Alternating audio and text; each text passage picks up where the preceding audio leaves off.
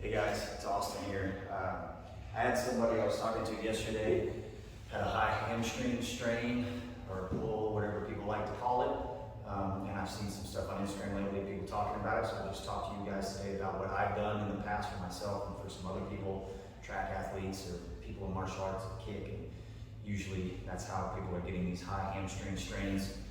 A lot of times you'll hear about ice and stretching and NSAIDs early on. I mean, maybe initial injury, you can put some ice on just to keep the swelling from getting too severe. But after the initial thing, ice is just gonna reduce blood flow. It's really gonna kind of hurt your ability to heal this wound a little bit faster. So in that acute phase, that like 7 to 10 days after the initial injury, you're gonna be looking at more heat, minimal to no stretching, just staying walking, avoiding being seated for a long time, and some light massage. You can use some stuff like this, lacrosse ball on yourself. And I would avoid the spot that's actually tender when you do these kind of massages.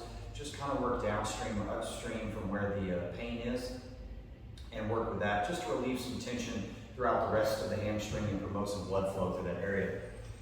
After that first 7 to 10 days acute, we've kind of let the body do some of its initial healing processes so the tissue can start to respond a little bit better to the things we're going to do to it next. So in that 10 days to maybe the 2-week mark, we're going to start adding some light stretching into the thing, but it can be very gentle. It does not need to be aggressive stretching. Stretching, just like lower end phases like eccentrics and such, they do have a tendency to cause more little microscopic tears in the muscle. So we're not trying to overstretch the muscle. We're just putting a little bit of length back into it so that it can get used to some higher loads later on. We're going to do some things like pain-free isometrics, so something like a wall sit or maybe like holding a little hinged position for some time. You can do like single leg hinges, things like that, as long as they're pain-free and we're not requiring the muscle to do a whole lot of big movements. And then also things like really high repetition, very low load work. So I have like a little band set up on the floor, so you can do like banded leg curls. Or if you have access to a leg curl machine, you can do something like that. But the load just needs to be very, very light, and the repetition needs to be pretty high. So something like 30 to 100 repetitions. Should be very, very easy, especially just to do 5 or 10 or 20 of these things, but it should put a lot of blood into the muscle and it should burn towards the end and not cause any pain in the area where you have the strain. Next, you're going to kind of move into that 2 to 4 week mark. That's when you're going to start to increase the stretching duration and length of the stretch. Still not quite to your outer ranges, especially you guys that are like really flexible or really inflexible. We're going to kind of stay like a mid-range of 5 out of 10 on the stretching meter.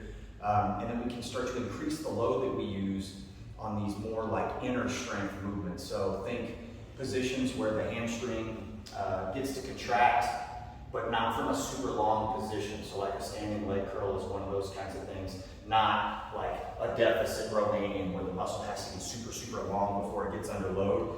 We're gonna try to keep the muscle a little bit shorter, but we can start to increase the load and decrease the reps a little bit.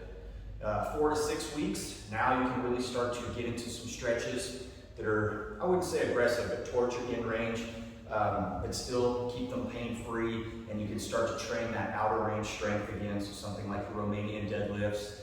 I would still be avoiding things that are really ballistic, like sprinting and jumping and things like that. If you are gonna like start adding running and things, think about running on an incline so you don't have to overstride as much and the hamstring can stay a little bit shorter. And then last, you're going to get in that 6 to 8 week range. It seems kind of a long way away, but just to make sure you're not repetitively aggravating this strain and letting it heal the best way it can. The 6 to 8 week is when you're going to start to return to some more light, ballistic, plyometric type actions, kicking, sprinting, running, jumping, throwing, things that are going to require maybe longer lengths of the tissue, and then also very like spastic, fast contractions. That's normally how people tear them or hurt them, so that's going to be the last kind of action that we try to return to. So just remember, like early on phase, 7 to 10 days, don't stretch, use heat, use some light massage, walk, and avoid the seated position for long periods of time. 10 days to 2 weeks out, light stretching, pain-free isometrics, high repetition, very, very low load exercises. 2 to 4 weeks, you're going to increase the range of your stretch, 5 out of 10. increase the inner range strengthening work. So like leg curls are a really good variation for that, or like the isometric bridges or a glute bridge. Keeps the hamstring short but does load it up. The 4 to 6 week, you're going to start to increase the range at which you stretch things and start to strengthen that outer range with something more like a deadlift position. And then the 6 to 8 weeks, you can return to your lighter plyometric sprinting, throwing, things like that that are a little bit more ballistic. So I hope that helps you guys if you've had a high hamstring strain, recover it and not get another one, because they are a super common one for people to get again. And if you are one of those people that gets reoccurring hamstring strains, I mean, feel free to hit me up in the DMs.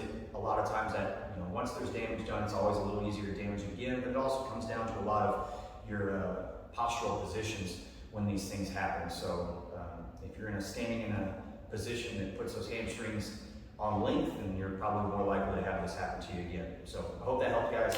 And